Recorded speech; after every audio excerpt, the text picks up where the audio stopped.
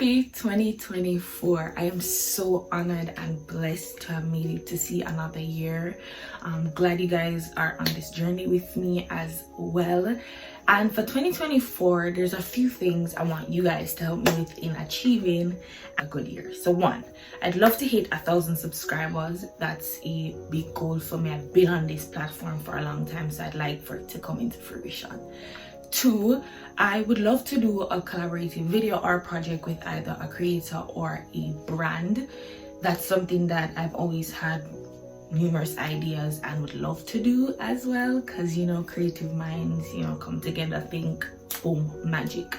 And last but not least is to be sponsored. I'd love to say in one of these videos, hey guys, this video is sponsored by, that's the YouTube passage of right, I guess. So yeah, 1,000 subscribers, creative collaboration with a creative, and also a brand sponsorship. So guys, like, share, comment, subscribe, show me love, all good things. 2023, we will see the 34th staging of the African Cup of Nations being held in the Ivory Coast for the second time. So we saw countries such as Congo, South Africa, Namibia, and Tanzania make their return from not qualifying for the last competition. However, we say goodbye to Sudan, Malawi, Sierra Leone, and Ethiopia, who missed this year's staging. The biggest things around the AFCON this year in particular is that a lot of television broadcasters are not showing it on their channels for whatever the reason may be, and we could get into all the politics and aspects around it, but I think it boils down to the Confederation of Africa not taking this competition serious and not doing their end of the bargain. But however, we're not going to focus on the negative. For the positive, channels who will be carrying it, so Sky Sports as one of the latest additions, who will be showing all matches free on Sky Sports. beIN has always been a partner with this competition, so that's good to see them there. And there are a few local channels who will be showing it in respective countries. However, residents of these countries can tell you that the quality is just not the same, and it's better if they don't watch it. But the point I'm making about the coverage is it's not accessible as other international competitions. You know how in other competitions it's just everywhere, it's easy to get your hands on it, but this, it's not quite the same. But however, football fans will find a way to watch it. So we saw the tournament going into a wrap-up with the group winners, Morocco, Algeria, Senegal, and Nigeria and Egypt walking away as group winners for their respective groups. And I think this can be the list of the potential favorites to win, because these countries who have either won it before or were in contention are all very strong and possible teams, and I wouldn't put it against them because they've shown themselves to be amazing. Of course, the highest goal scorer of the competition was Victor Osimhen. Like, he is just on rapid fire. I think he is one of the best strikers, young strikers that is of present day. And so going into this tournament, it can cement himself wholeheartedly deserved of the African footballer of the year. That was a very big feat for him in 2023. So you saw me talk about favorites to win, and this is, I think AFCON is too much complication for there to be a favorite or there to be an out and outright predictable winner, because this competition is far from predictable.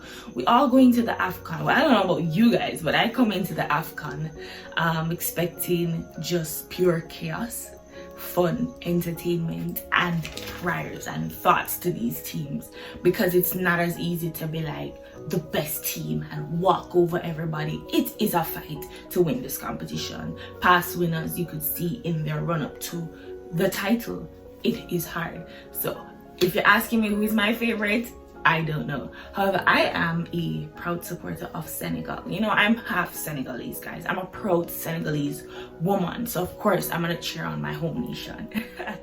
But let's get into the other side of all of this. So Nigeria, who, as I've mentioned, and if you haven't seen it before, go and check out my review video last year. So I did an entire review of the competition. So Nigeria is one of the favorites as usual. They are the giants of Africa, if you may say so. They have cultivated an incredible project of youngsters coming through the ranks. Some of their youngsters are playing for some of the biggest teams in Europe and have been just electrifying. For instance, their strikers. The pool of Nigerian strikers in 2023 who have been performing at the highest level was just incredible to see. Look to that to see how they're going to shape up. Of course, Ahmad Musa is still being called up to the national team as the elder man he is. However, that I think is bound to be a bad idea.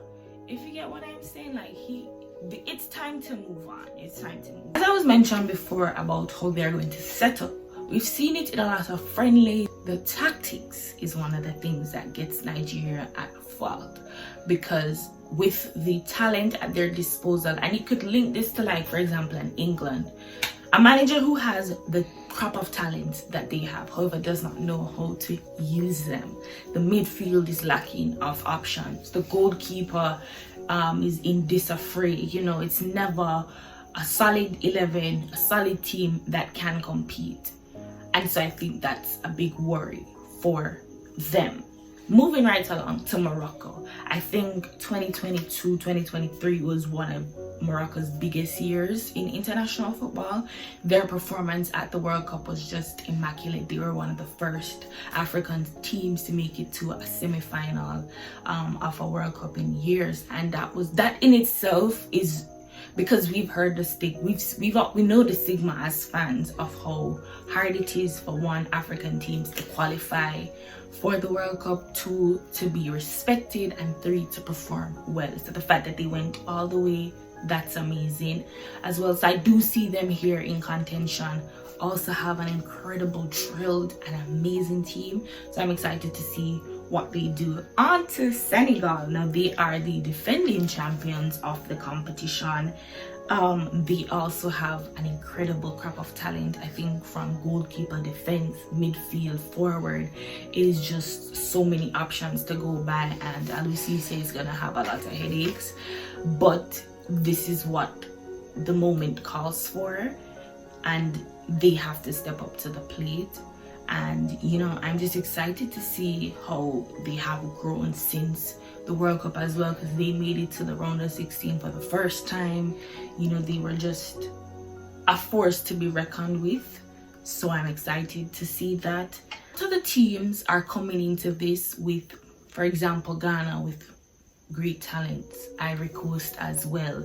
You know, all of these incredible youngsters who have been performing very well in Europe, and they have a point to prove in their home country. Because you know, one thing to be the best player in Europe and be a star and be all these great things, but to be the star in Africa, it's very hard to get done.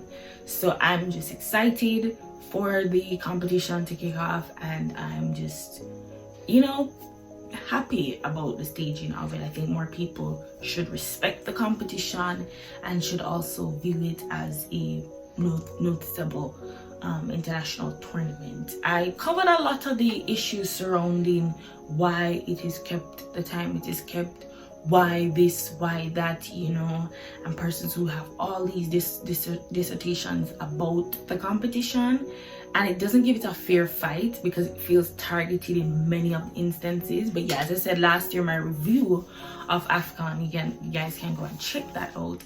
I'll be coming in after all the group matches, not all single individual group matches, but like the major ones.